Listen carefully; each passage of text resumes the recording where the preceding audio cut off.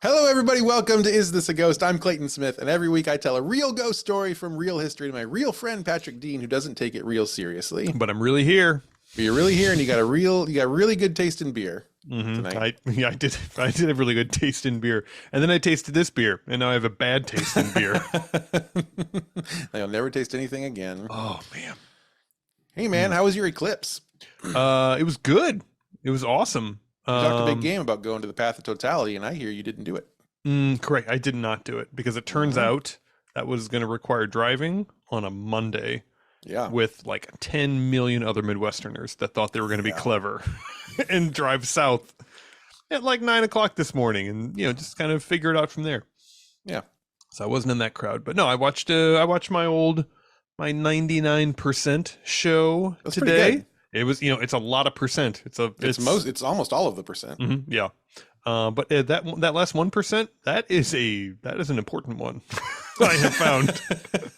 Could you look without glasses again? You can't look at that 1% even for a split second. You think to yourself, 1% of the sun, really? Like, how big can that be? Yeah. How bright? I don't think so. Like it's a lot. It's a lot of sun. 1% of the sun. Ton of sun. Is that why you were looking off to the left tonight on your camera? Am I on camera? I'm so sorry. We in Chicago, we had a much better view than I thought we were going to have. Really? We had. I mean, it looked like almost total. So I don't know. I don't know. I guess it wasn't 99, but it felt like a solid 98 and a half. That's wonderful. Yeah, that's great. It was good. Gosh, what else did I want to say today? Anything else you want to say about the eclipse? Were you moved to? I mean, did it change your life? Did it make you want to repent your ways? 7 years ago, we had the one that came through St. Louis, and St. Louis is like dead nuts on the line. And I remember after that one was over, we were walking back to the house. I remember telling Amy, we're gonna travel for the next one. Like, I don't care where we have to go. Kentucky, not Kentucky. Arkansas. No, not Arkansas. Yes, southeastern Illinois. Oh, I don't care. I'll go anywhere. That was such a moving experience. And then 7 years and another child and a global pandemic and 99 episodes of this show later, I decided that's a lot of driving. Why doesn't the path totality ever go over like, I don't know, Lake Tahoe? Yeah, or San Diego. Yeah, or just right over the house again. Last time was really nice. I stepped outside and it was right there. This time they put it like 30 miles to the west of me. I ain't got time for that. I want to see the totality, because I've never seen that, and it seems like, I mean, just today, most totality. It got pretty chilly outside. I had a chill. It got pretty weird, light wise. I think it'd be cool. The problem is there are so many people who go to those now. Yeah, totality. It's like I don't know. What to really. It got 20 years to figure it out, I guess. But sure, yeah, I'm sure one of us will be around. Well, I bet ghosts love eclipses too. Yeah, you know what? I don't think they have to wear the glasses. I think they can just do whatever they want. Well, I don't know, but if that's not the case, now you've got eternity for eye damage. Oh man! So it's a big gamble. Yeah, because like everyone's gonna know. Yeah. They're gonna be like, wait, hang on. We all get new eyes when we become ghosts. How did you break yours already? Wait, the ghost community is going to, it's going to be real embarrassing. I think by that time we're ghosts, Donald Trump will have long been a ghost, and that idiot's going to look ghost or no ghost. He's staring right into the abyss. So eclipse or no eclipse, he's just like, whoa, you can just stare at it now? I'm like, no, not really. Almost as good as the actual eclipse is the fact that the photo of Donald Trump staring directly into one has been recirculating. Does my heart good. I will tell you though, if you do get a chance to seek out a totality eclipse, it is an incredible experience. Yeah. I mean, just being able just to stare up there and watch the sun kind of smolder with the naked eye for a couple minutes. It definitely gives you the feeling like, yeah, I could see why in the Middle Ages people thought the world was going to end. Like that makes total sense looking at that. Yeah. Even knowing how this works, there's a little part of my lizard brain that's like, maybe I should get under a tree or something. And it's a nice little preview of the heat death of the universe. It really I is. think is nice. I can't wait. 20 years from now, this will be our only respite. We'll be like, can we go above ground for the eclipse? Yes, but only for 90 seconds. Maybe I should book my hotel room now. You probably should. It's going to be really popular to go above ground for 20 seconds. It's like the opposite of that. What's that? If it was Asimov or who's the other or Bradbury? I think it was Asimov who they had a short story about these kids who lived on a different planet with their parents, Right, and the sun came like you could see the sun like once every lifetime, and so all these kids wanted to see the sun, and they locked this girl in this cabinet. It's like to play a joke on her, and she didn't get to see the sun. And then the kids all felt bad about it. It's like that, but opposite. So Carrie, it's Carrie is what it sounds like. It's not. There was less blood. I mean, it's a book, so it's kind of hard to convey the amount of blood. Oh, you think it's just like it's atmospheric blood? Yeah, just in the background. It's just setting the tone. Yeah. Okay. Anyway, so we're recording this on the night following the eclipse. Oh, we are recording. In case that wasn't clear for now. Gosh, what else was it? Oh, a couple other housekeeping notes. Number one, as foreshadowed, we spoke it into existence last time. We have some new merch in the store, and it's getting real weird over there. We do indeed, finally, at long last, have a Too Fast, Too Curious shirt that I think turned out great. I'm just excited because it's getting our ratio of non-ghost shirts to ghost shirts way up there. Yeah, it is really admittedly confusing if you're going through and seeing ghost shirt. But it's a great shirt. Go check it out. Existaghost.com/store. You can see Patrick's two little kittens in a 90s airbrush style Too Fast, Too Curious t-shirt. And what's the other? Oh, and Luna finally he came up with a shirt I've been bugging him to make for a long time, and he finally gave in and did it. It's this beautiful, I mean, way too beautifully hand-lettered, hand-drawn shirt with just the words, I don't even know which order they go in: blood, black bile, yellow bile, phlegm, umami. And it's a gorgeous shirt, and it's so gross. So you should go check those out. I might have to get that one. I'm gonna have to that one honestly sounds easier to explain at a party than probably any of the other ones. People are like, that's a really interesting, stylish shirt right there. I get that. I get that shirt. It's our most humorous shirt. And if you don't get that joke, listen to the George Washington episode. Anything else you want to say about the merch? You excited? I bought you a Too Fast, Too Curious shirt. It's on its way. Oh, thank you. You're welcome. I thought you deserved it. You were the inspiration, so you finally earned one. The show is paying for itself. The other housekeeping note I have about tonight's show is that this is another one that was researched by our friend Jen Swanson. Oh, so thank you, Jen. This is one that she did a few weeks ago when I was having my crisis of time management. But this is one that she put together, and she did such a great job. And the notes that she wrote were so wild. I have read through this one. So it's not like this is not like the Bel Air house where I have not read really her notes at all.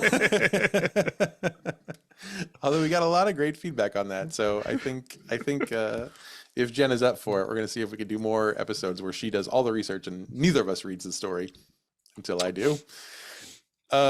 But this one I did read, and it's so, the things that she had in there were so wild that I thought some of these have to have great wild explanations. And so I did a little additional research for some of this stuff, and so together Jen and I have come up with this story. So thank you, Jen. She did most of the work. I just filled in some color commentary, and it's a pretty good one.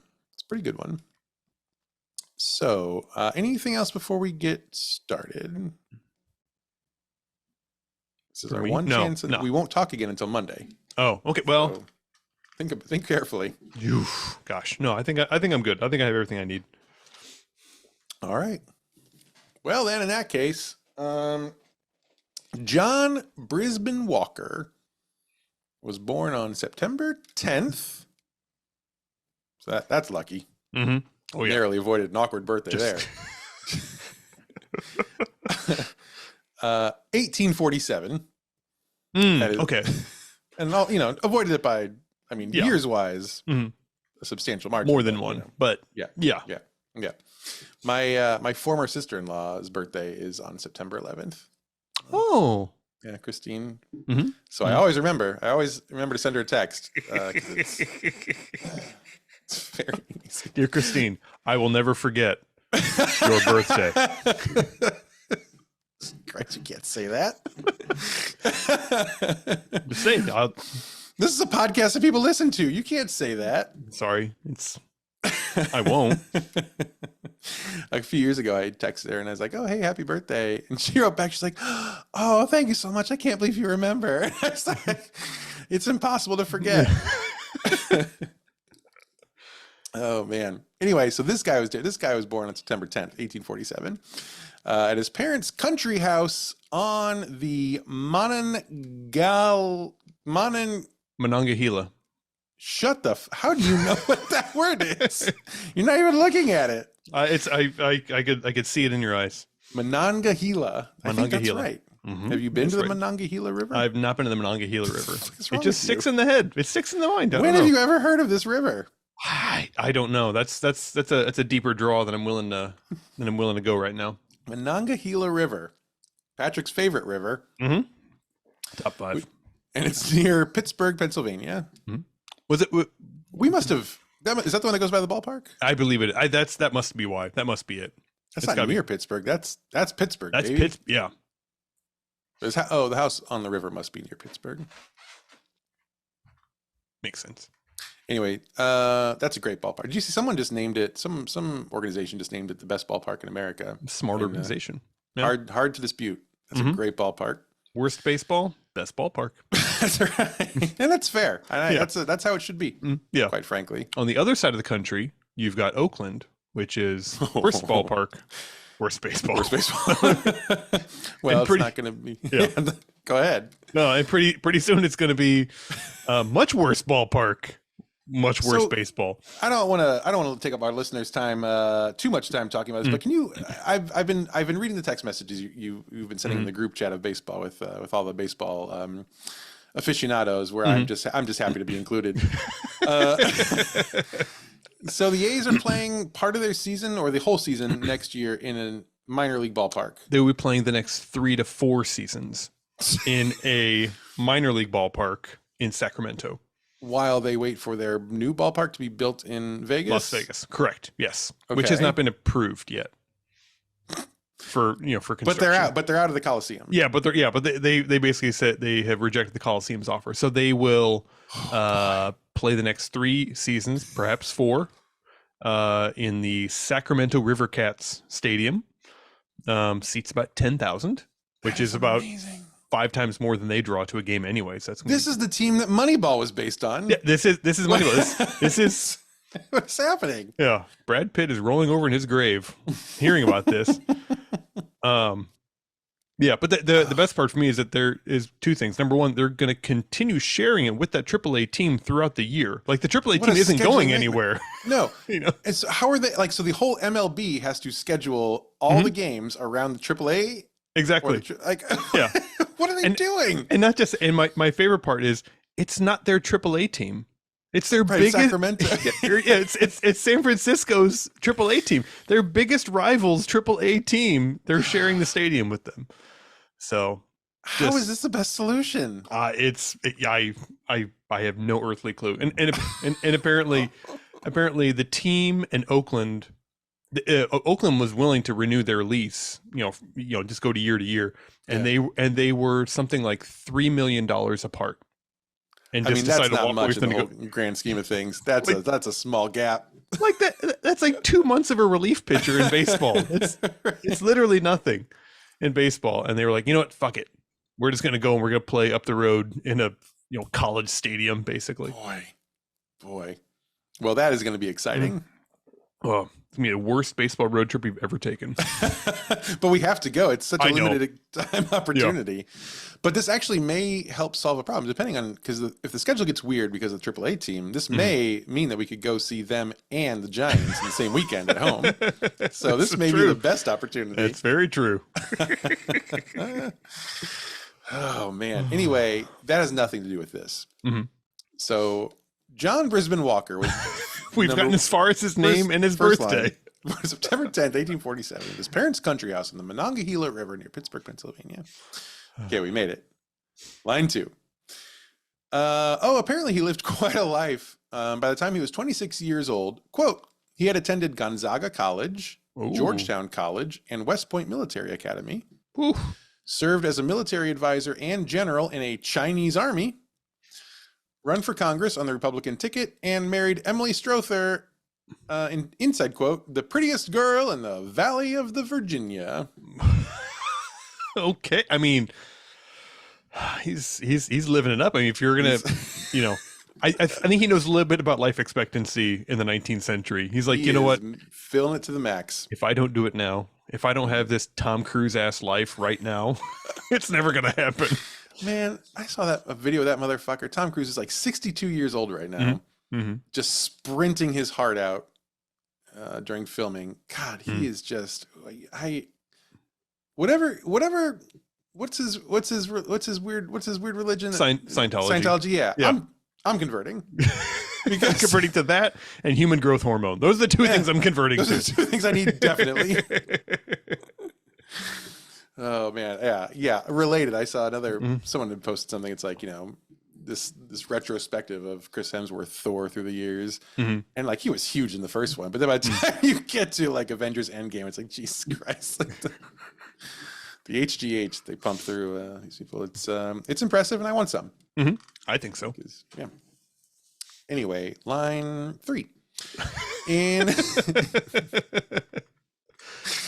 1872, so he's like 25 or so. He arrives in Charleston, West Virginia, and he purchases much land. So this is the fair warning, everyone. This is the most confusing note of the whole podcast. Oh, good. Purchased much land from the Elk River west to a line which ran from the Kanawha River near the end of the present Delaware Avenue to about the end of Fayette Street at West Washington Street, and extending from the Kanawha River to present West Washington Street. Okay. Got it? Sounds like he could use a surveyor, is what I'm hearing. Because if only you could find one somewhere in the 1800s. So this plot of land, he designated, our friend, what's his full name? John Brisbane Walker. He designated this as the J.B. Walker addition to the city of Charleston. No one else called it that. It's like when you name your car. Everyone's like, no one's going to call it that. Like, I called your Impala Bridget for a long time, and I thought that was a great name, and I was on board. You coined it, though. I think you coined it. So. Oh, that's probably true. Yeah. No, that sounds of course familiar. You did. Yeah. Nobody else called it that. I always wondered why you never called it that. Well, you kept taking the sticker off the window, too. And you kept taking the eyelashes off the headlights, and I didn't like that. She needed those. She was really special. So no one else called it the J.B. Walker edition. It was commonly called the West End. Walker's land, though, the West End, it failed to make a profit, so he left. I don't know if he sold it or if he just left it. But eventually he wound up in Washington, D.C., old District of Columbia. Where did my notes go? This is going great. Oh, he's in D.C. and he gets connected to the government, which is they live there in D.C. And they asked him to go explore the potential of agriculture in the arid climate of the American West. This is a man who couldn't get land in, what state was this again? Charleston, West Virginia. Couldn't grow anything in West Virginia, and they want him to figure out if he can grow things in an arid climate out west. Yeah. Okay. Well, you can't do it there. Maybe maybe it's because you are just naturally suited for the desert. You seem like you're one of those, desert growing types. Oh, definitely, yes. If you can just write me a check, Yeah, that's really all this I need. this is a line of pork in the budget for sure. He was great at cocktail parties and got a very cush job. Mm. So in 1879, Walker purchases 1,600 acres of land in North Denver. Mm. Now he likes it out there because it's great. Very peaceful. Because wouldn't we all? Beautiful backdrop. Absolutely. So that's 1879. Now in 1880, he buys 500 lots right downtown near present-day Union Station. Oh, wow. Which you know very well. Yeah. We spent some time there. Mm-hmm.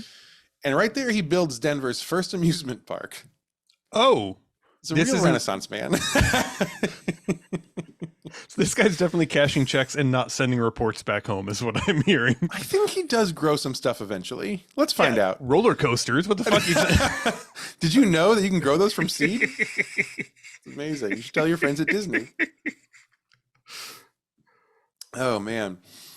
So he calls it Riverfront Park, and it had, quote, a racetrack, the Castle of Culture and Commerce, ballparks, an excursion steamer, and numerous other features, such as fireworks displays. Then he staged Denver's first rodeo. Oh, it's like Walt fucking Disney here, man. He's got a lot going on. Mm-hmm. Yeah. I don't know the Castle of Culture and Commerce. That's great. That sounds fascinating to me. An excursion steamer. I guess there is a river. There must be a river that runs through. Yeah. So that's Jungle Cruise, obviously. Yeah, clearly. The jokes are hilarious. So he's going gangbusters. I mean, it's wild. In 1887, he purchases a hotel in Morrison, Colorado, which is just basically west of Denver, a little bit in the mountains, called the Swiss Cottage.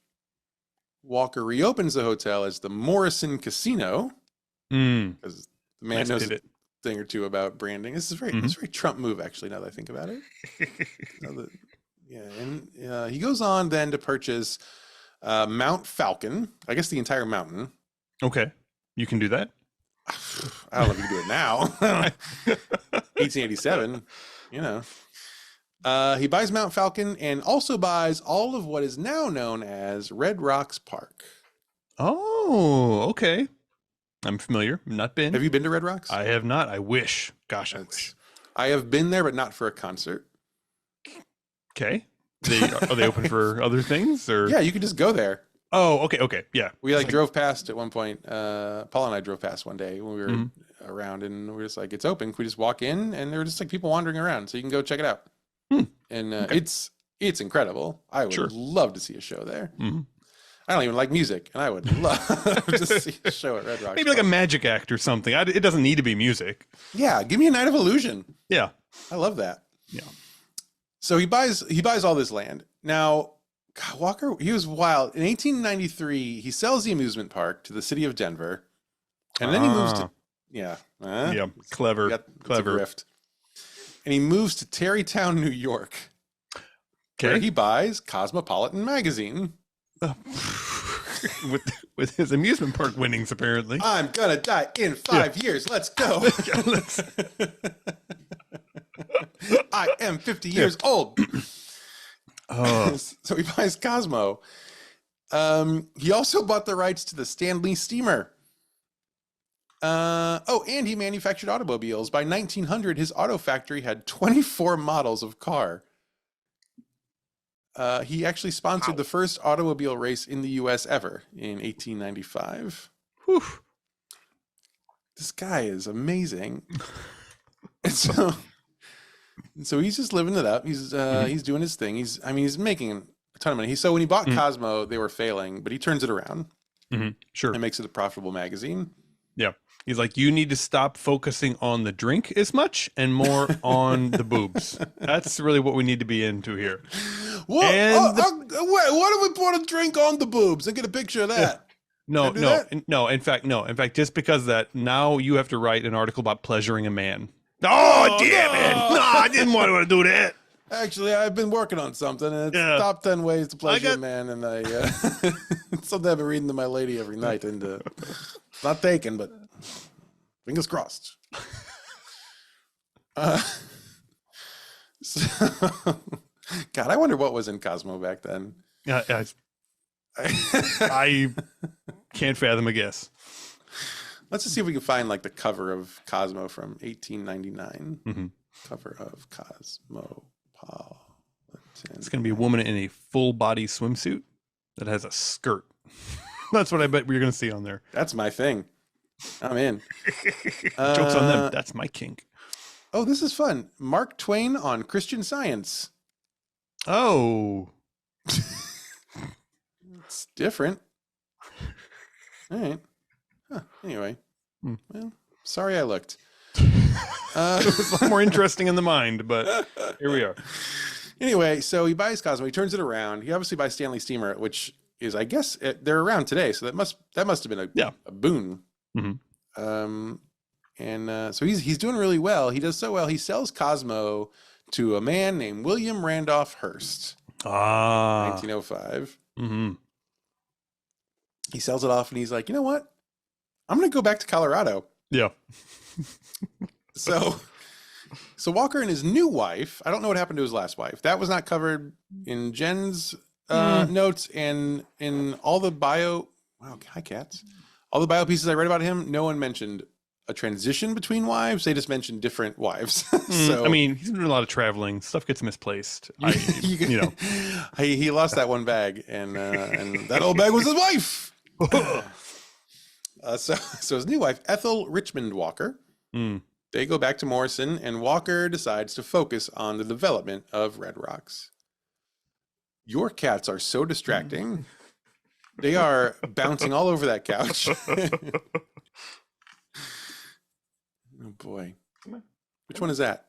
That's Lewis over there. Okay. We call him Possum. You can't switch up the name. I'm still learning. Or Puddle. No, see? No. Yeah, Puddle's actually a pretty good name for a cat. Puddle is a great name for a cat. Come here, Puddle. Come here. He doesn't know his name. There's how I started writing this is years ago. I need to get back to it actually. I have a mostly finished book called The Strange and Wonderful Adventures of Puddle. It's about a little girl named Puddle. Oh, I did not know this. It's great. It's very Alice in Wonderland like, and I've never finished it. Wow. Interested?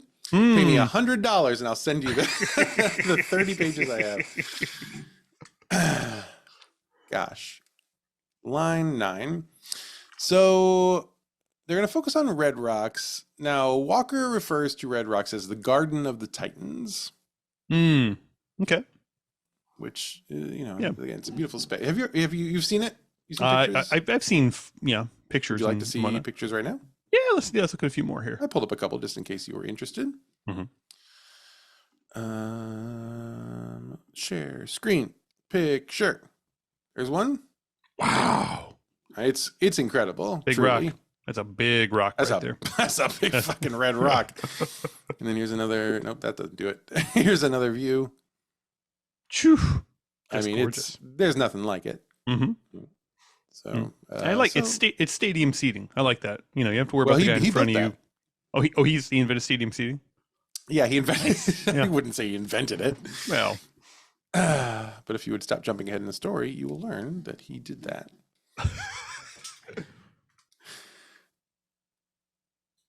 You all right? I don't know where they are. There's one right over your shoulder, literally right over your shoulder. Oh, well, the other one is making the noise of two cats. It's a little terrifying. I like these cats. They've got some ghost in them. They do. I like that. So he's developing Red Rocks. He builds a road, which is clutch. There was no road up to Red Rocks before. Need that. He builds a tea house. Need that. Makes some long road. It's so frustrating going on baseball trips with you because you're like, Cody and I are like looking for the breweries or the cocktail bars, and you're like, but where's the nearest tea house? I'm so parched. I need some caffeine, but only a little. So he makes a tea house, hiking trails, and a funicular. Oh. I bet you know what a funicular is, you fucking nerd. Do you not? I don't know what a funicular is. No. It sounds familiar, but didn't even write it down because I figured you would because you are an engineer. Allegedly. Funicular. God, that sounds familiar. Oh, you're embarrassing yourself here. I am. It is it's like a cable car. It's operated. It's a cable car that goes up the mountain that's operated by cable attached to two different cars, and one goes up and one goes down. Oh. Like this. Like this. You see what my fingers are doing? I do. Yeah. One goes up, one goes down. Yep. If nobody wants to go down, nobody's come up. That's right. That's right. You got to have at least 100 people who want to go either up or down at the same time. So he builds that. Now, apparently, Ethel Walker, his wife, was an accomplished violinist. And one day, while they were just living their lives out in Morrison, a pretty famous opera singer from the time named Mary Garden came to visit. I think she was a friend of Ethel's, and they went to show her the Red Rocks area. And there's stadium seating, but it's a natural. Oh right, yeah. It's a natural amphitheater. And so they're like, well, maybe you could just like play. You could just sing here. Like they took her up there, and they're like, Mary brought her violin, or Ethel brought her violin, and Mary started to sing, just to because again, it looks like an amphitheater. So Ethel breaks up the violin, she plays while Garden sings, and afterward, Garden pronounced the space to be, quote, acoustically perfect. Ooh, big talk. And that gives Walker a pretty good idea. Dollar signs. Bling, bling, bling, bling. His eyes rolled, dollar signs. So he starts to envision a world where musicians from around the globe come to Colorado to perform on a little stage nestled in the natural beauty of the acoustically perfect surroundings of Red Rocks. And here are some fun facts about Red Rocks. It took the natural amphitheater at Red Rocks more than 200 million years to form. Oof. Red Rocks is considered sacred by 32 American Indian tribes. So we don't care about that, I guess. Yeah. Hopefully they're also fans of Phish, because that's also going to happen. Phish, gosh. The area that Red Rocks inhabits was once an ocean floor. A sediment spreading alluvial fan contributed to the structure's formation. Wow. It's kind of cool. The Utes inhabited the area around Red Rocks for hundreds of years until they were displaced in the late 19th century. Now, it doesn't say who displaced them.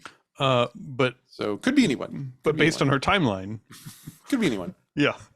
Could be anyone. May have been, Walker. May have been Walker. Yeah, may have been Mr. Walker. So sometime in the late 19th century, coincidentally, when our story is set, they were displaced. Yeah. Let's see what else. There were some more facts. The Utes, did that one already. Red Rocks has two massive monoliths called Creation Rock and Ship Rock. Both are 300 feet tall, which is almost as tall as London's Big Ben. Wow. Every piece of sandstone used in developing Red Rocks, and I think that's where the bench seating comes into play. I think those are basically slabs of sandstone. Every piece of that was harvested from the same quarry in Lyons, Colorado, right down the road. So it's keeping it local. And final fact here, and I'll say Jen seems to have really strong feelings about this one. The Rolling Stones have never played there. In the original notes that Jen sent, the very first line was, Red Rocks, home to countless bands, but not the Rolling Stones. True story. So, Jen, I hope that whatever Rolling Stones trauma you're working through, you're working through it. Yeah. I mean, honestly, a band named the Rolling Stones playing at Red Rock seems a little dangerous. Yeah. It's like, we should go to that new club and see that band, Horrible House Fire. Yeah, we should go see Horrible House Fire.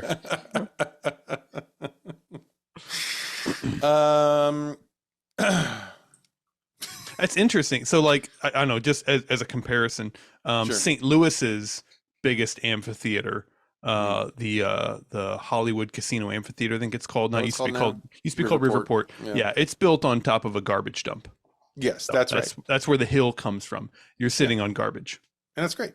Yeah. What a good use of garbage. Again, similar story here, formed over millions of years. Also, Rolling Stones will not play there. I've never played at Riverport, no. Well, Streeterville neighborhood in Chicago is also built over trash, Mm-hmm. and it's one of the most expensive parts of the city. Mm-hmm. So Sure. trash has really got something going for it. Forms a lovely base. I think so. Well, anyway, so Walker gets to work developing Red Rocks, as I said. While this is all going on, he has a neighbor. Her name is Mrs. Johnson. Now, what's that face? I don't know. It seems like something face? might. Yeah. I don't know. Mrs. Johnson was and potentially, and this is me saying this. I didn't read this, but based on what I've read, I feel pretty comfortable saying potentially not mentally well. Ah, okay. She's not happy that Walker is developing Red Rocks. Mm-hmm. So it's like, you don't like music? Yeah. Like What, you got something about sacred land? Dork? Jeez. Lighten you up. like Native Americans? Ugh.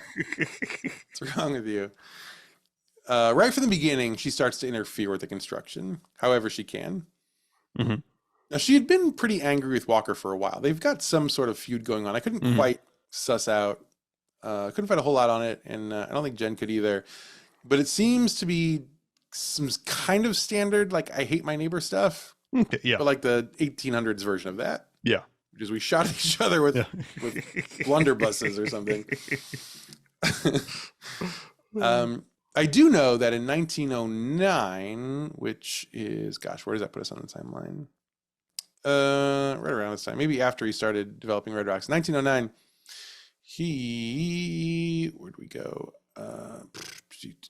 He built himself a house on top of Mount Falcon, and she tried to stop the construction there. Like she would go and try to chase away the construction workers. Now that didn't work. I'd say that's not usually not so effective. No. Oh, is that another chick coming up to the job site? Yeah, we'll give her what for. Oh, she's got a gun though. I can't believe Mark just punched her in the mouth. She's going tumbling down the hill there. She'll be back in a week. So anyway, she starts to sabotage things right from the jump. And let me just ask you, Pat, I guess this is a good time for some interaction from my co-host here. If you wanted to stop construction on an amphitheater in the mountains, what are some things that you would do you think? This amphitheater is made of rocks, correct? Made of rocks, and this is around 1900. Right. So I would probably invite the Rolling Stones to play.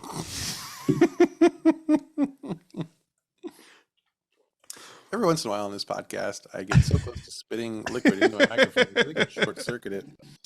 So, narrowly avoided once again. Yeah, I don't know. I pray for rain, maybe. Do like a rain dance. Maybe cover all the stones in Vaseline. Yeah, typical stuff. What would you do? I guess you know the answer already. So yeah, yeah. There's a right. Well, she didn't do a very good job, so I guess it's not the right answer, but it's a much better answer. Mrs. Johnson's whole deal was that she would put a black hood over her head and run screaming through the construction site, swinging a hatchet at the construction workers. Oh, okay. It's slightly more effective. It's pretty good. The problem is it's kind of hard to see when you have a black hood over your head.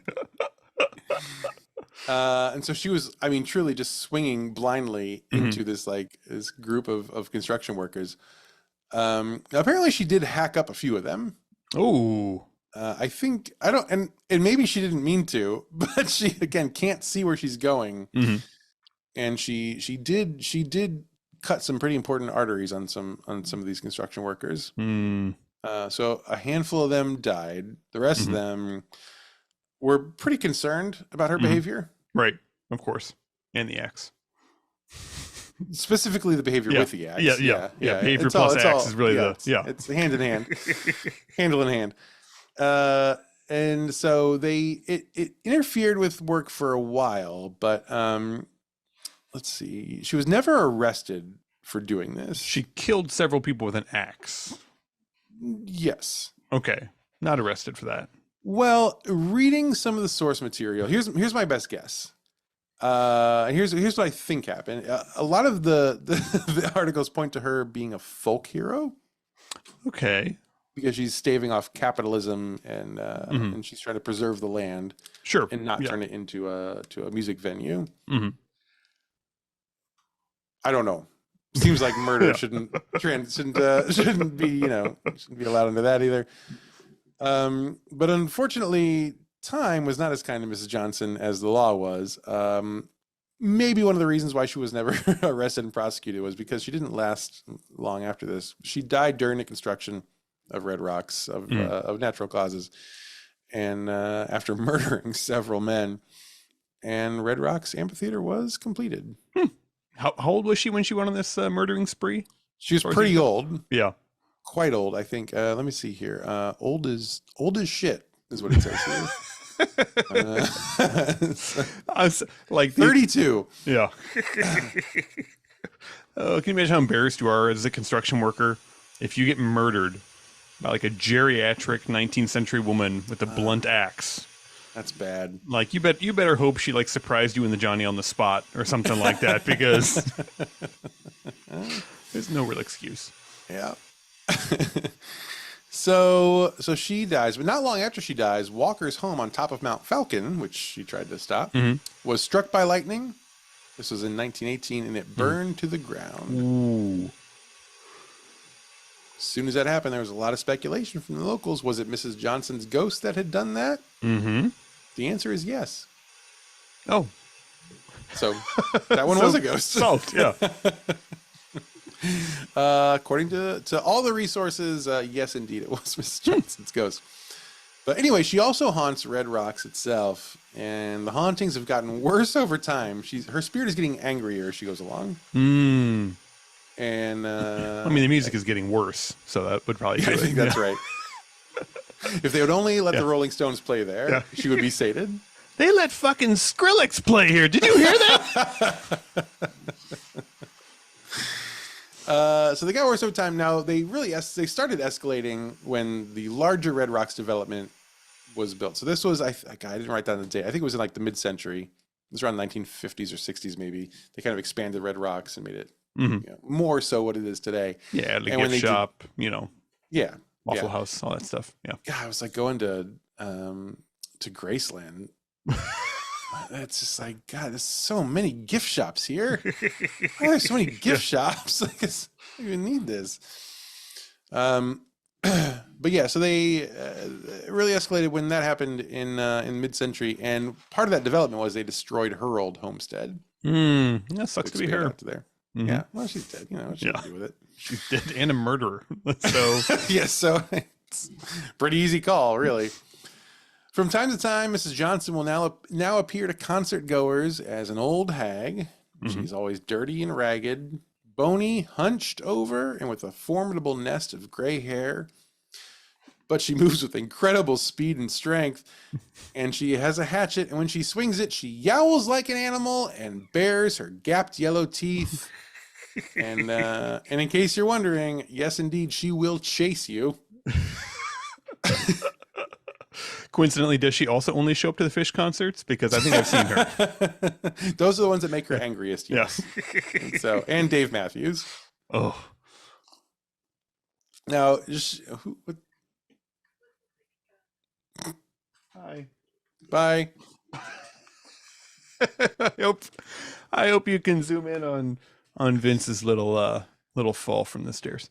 Anyway, it was very sweet. It was a practice jump. It really was. Yeah. Anyway, so she's known to be less than friendly to people she considers trespassers. Certainly, locals say she is an exceptionally malevolent spirit. They do not like her. She appears sometimes to mischievous children, and also to couples who are getting a little too enthusiastic in the shadows of the rocks. Ooh, interesting. And for some of those couples, that is their kink. Being chased by a hatchet ghost. So she's just playing into their hands. This is our OnlyFans. Sometimes, this is great. Sometimes her ghost is seen riding horseback through the Colorado night holding a bloody hatchet. Okay. Yeah. I mean, it's not really, doesn't really fit the narrative. It's not part of what we talked about. Right. But, yeah. I mean, I assume she had horses. Sure. Additional kind of fun fact. She's not the only ghost at Red Rocks. There's another one, an old miner who wanders through the amphitheater Now, that apparition is clear enough that people who have seen him have been able to give incredibly detailed descriptions of his appearance, and they all seem to line up. And he is, quote, seemingly unpleasant.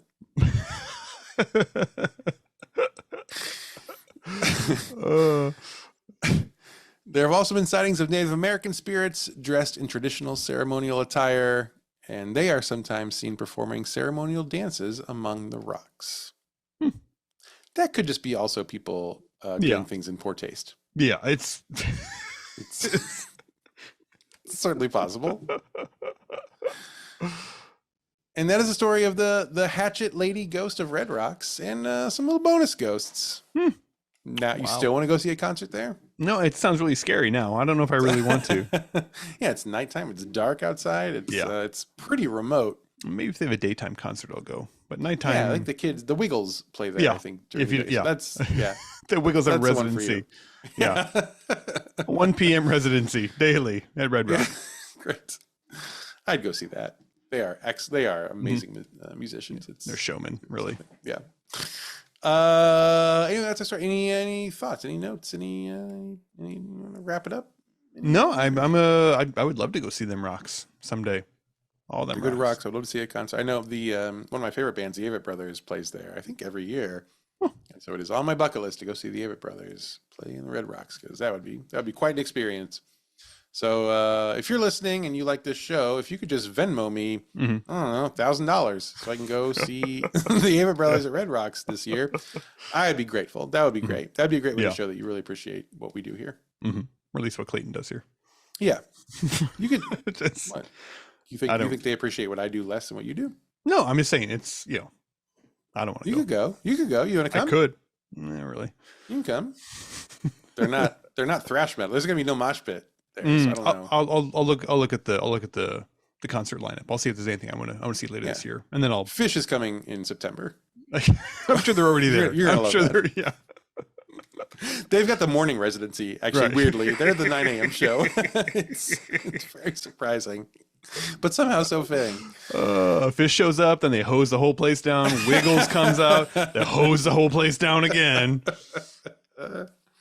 And Mick Jagger is often in the audience because he just loves the Wiggles. Well, I think it's going to do it for us this week. So Is This a Ghost is a production of Smith Show Media. Our audio editor is Jeremy Montoya. Our video editor is Jen Swanson. And our researcher this week is Jen Swanson as well. Our social media manager is Kai Valanis. Some of the research was done by me this week, Clayton Smith. All the funny jokes from Patrick Dean. And that's going to do it for us. Join us again next week. It's going to be another great episode. And in the meantime, I don't know, watch your step. Don't fall down any holes. Don't do any bad stuff, because you never know. You might be the next topic of Is This a Ghost? Okay. You take a snort of that? I took a little snifferoo. What do you got? I got the Aldi IPA. The all DPA. No, it's not right. That's IP I don't think that's right. IP all day. It's called the IP all day. Yeah. I don't know. It's got a cool thing on it. Who's that guy? I don't know. He's pretty cool though. He's got dogs. He's cool. Wow, those dogs are wolves. Those are wolves. Coyotes. Those are very wolves. Those are very wolves. They're mangy coyotes. Yeah. They could be like 19th century dog. I can't imagine like 19th century dogs. 99.9% of dogs in the 19th century looked like that. I'm pretty sure. You don't know. There were some foofy ones, some ones that, like they knew what kind of dog it was, but most dogs look like that. Most dogs look like they were born 10 feet under the earth and had to just claw their way out through the grass. That makes sense. Not very good. It's very surprising to hear this. Yeah. $7 a 6-pack IP all day is not very good. $7 6-pack. I'm gonna finish it though. Oh, you better. The whole 6-pack tonight. Whole dang thing. The whole shebang. All of it tonight. Tonight. What kind of ABV we talking about here? 7%. Well, okay. Okay. It's going to be a train wreck show. That's fine. I sleep all day. IPA. I sleep all day. I get in trouble all day. Oh. So let's do the intro. Oh man, that's bad. It's like it tastes almost like kind of fortified a little bit. Like they knew there wasn't much flavor left, and like, well, let's put a little bit of gin in there because this only came out to 4%, but it's an IPA. We're telling everyone it's an IPA, so we gotta find a way to juice it a little bit. Yeah, we kind of already printed up the labels that said 7%. So can you guys do anything to help us out here? Boil it down or something? I don't know. And we'll just write gin on the labels. We'll just handwrite in gin as the last ingredient. Make sure you only write the word gin in like Bosnian or something, so we can sell it over there as, you know. Oh, hi, little guy. Oh, goodbye. Ow! Get out of here! Go away! Go away! Go away! Go away! No, go away! Those cats are predators. Hi. Lured you into a false sense of security. Wow. Too fast, too curious. Two assholes. Too many claws.